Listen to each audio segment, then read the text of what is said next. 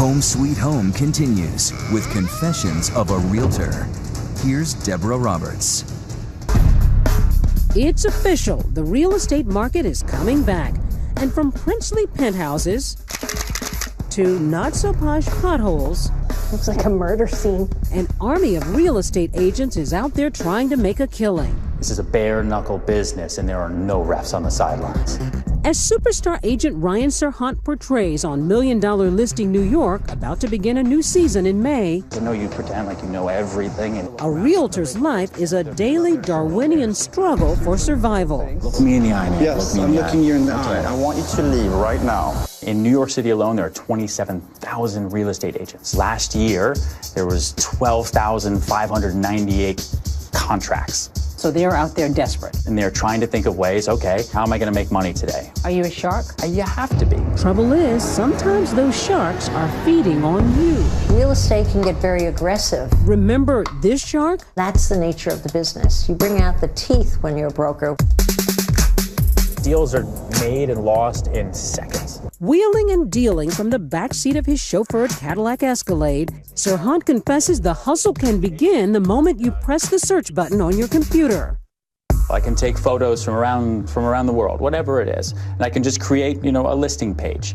Or what sometimes people will do, they'll keep up listings that have been on the market, for years. They sold it 2 years ago, but they've never taken it down. So after checking out a few websites, I decided to make some calls myself.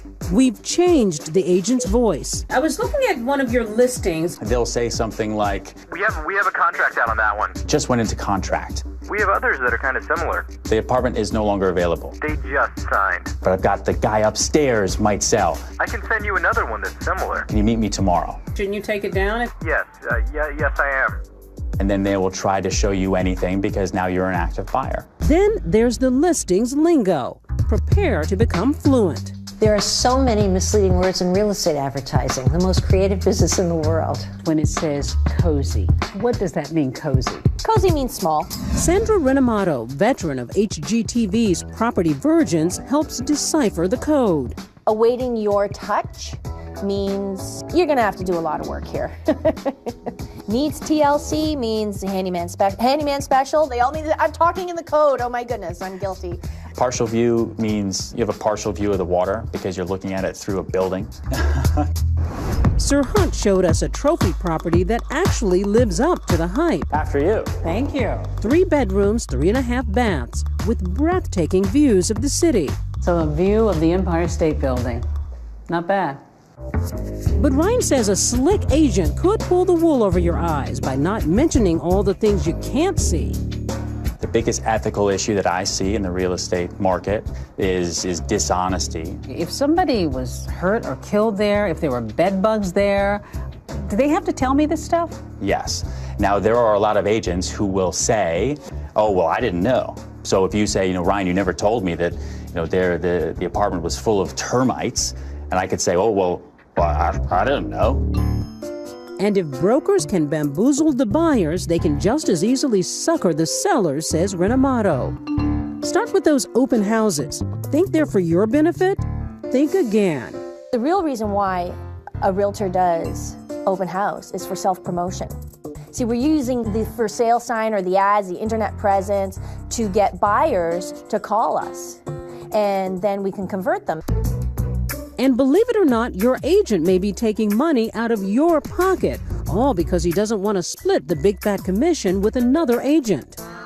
It has happened to me that I have registered an offer on someone else's listing and the sellers never knew about it. So he had a buyer in his pocket and didn't want to see my offer. So you may never even hear about the highest bid on your place. But for every bad agent, Renamato says, there are just as many bad clients. She refused to stage it? Annoying sellers who simply don't want to do what it takes to sell their home. We sent Renamato to New York City's Upper East Side to stage a real estate intervention. How are you, Jane? Good, nice to see you. Yeah. When I'm bringing buyers into a home, you've got 10 seconds to impress these people.